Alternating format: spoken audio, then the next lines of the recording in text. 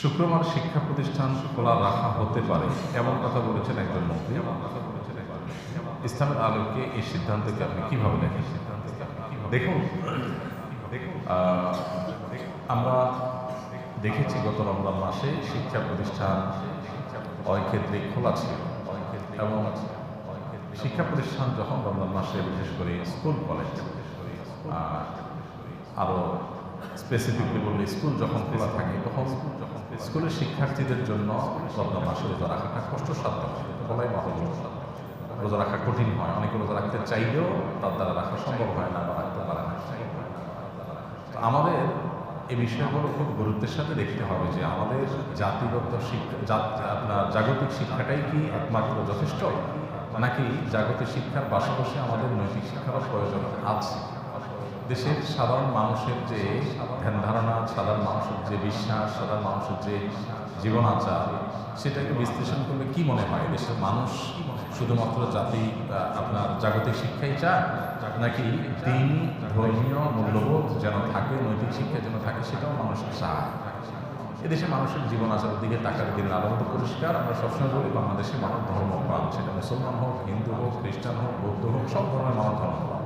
প্রত্যেকটা ধর্মের মানুষ চায় তার ধর্মের বিধিবিধানগুলো মেনে চলার ন্যূনতম চেষ্টা করতে, তার সন্তানরা সেই দীক্ষায় দীক্ষিত হোক, এটা চায়।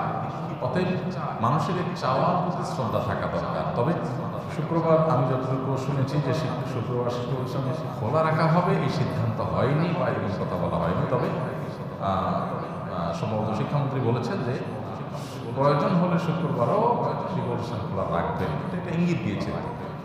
তো আমরা সংশ্লিষ্ট মহলকে অবশ্যই বলবো যে শুক্রবার কোনোভাবেই যেন শিক্ষা প্রতিষ্ঠান খোলা রাখা না হয়, কারণ আমাদের শিক্ষার্থীদের সপ্তাহে একটি দিন অন্তত দিনী শিক্ষা পাওয়া, দিনী পরিবেশে যাওয়ার যে সুযোগ আছে, সেই সুযোগটা যদি বন্ধ হয়ে যায় তাহলে আমাদের যে তরুণদের অনেকে যে বখাটে পড়া, তাদের মধ্যে অনেকে যে বিপদগামিতার পথে চলে যাচ্ছে, কিশোর গ্যাংয়ের মতো সমস্যা তৈরি হচ্ছে, এই সমস্যাগুলো আরও প্রকট আকার ধারণ করবে।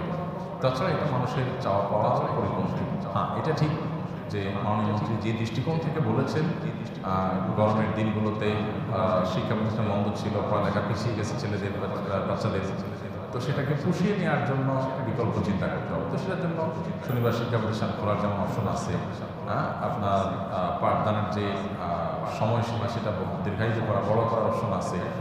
পৃথিবীর অনেক দেশে ভোরবেলা থেকে স্কুল কলেজগুলো, মাদ্রাসাগুলো খুলে ফেলে ভোর থেকে। তো আমরা যদি সকালে ভোরে খুলি তাহলে সেক্ষেত্রে লাভ হবে। একে তো সকালের আবহাওয়াটা অনেক ভালো থাকে, খুব বেশি আপনার স্ট্রাগল করতে হয় না এটা আমি স্কুলে যেতে ইত্যাদিতে। দ্বিতীয়ত হলো যে আমাদের যে একটা বদ অভ্যাস হয়ে গেছে গোটা দেশে মানুষের, সেটা হলো রাতে তাড়াতাড়ি না ঘুমিয়ে দেরিতে ঘুমানো।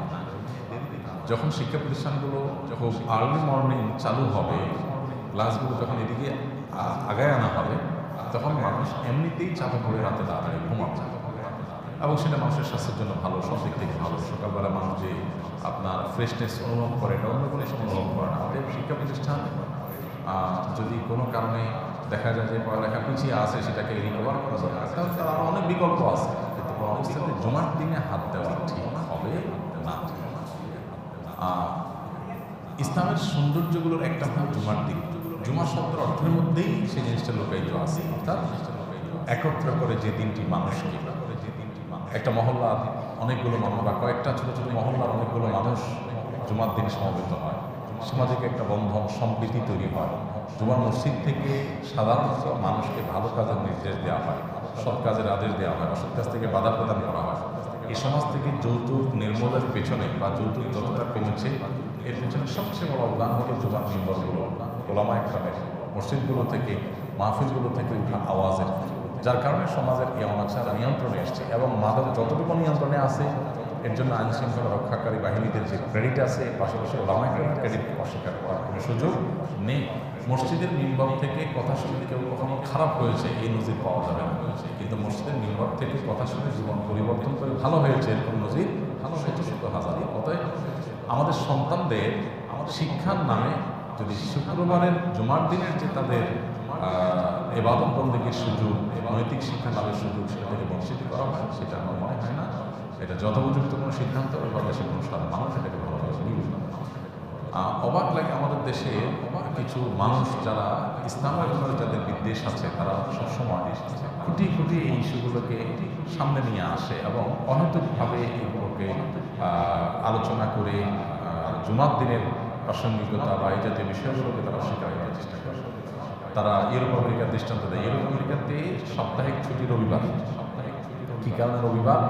কারণ তাদের দেশে তাদের সমাজে বেশিরভাগ মানুষ খ্রিস্টান ধর্মাবলম্বী হওয়ার কারণে তাদের ধর্মীয় সাপ্তাহিক গুরুত্বপূর্ণ দিবস হলো রবিবার, সেই জন্য তারা রবিবার ছুটি করেছে। আসলে একই যুক্তিতে যেখানে মুসলমান বেশি সেখানে ধর্মীয় বিবেচনাতেই জুমার দিন এই ছুটিটাকে সর্বপ্রথম মানা উচিত। আলহামদুলিল্লাহ জুমার দিনের ছুটি নিয়ে আলোচনা নেই, সেটা আমাদের দেশে আছে, আল্লাহ তাআলা শুকর আদায় করি আমরা ব্যবহার করতে পারছি।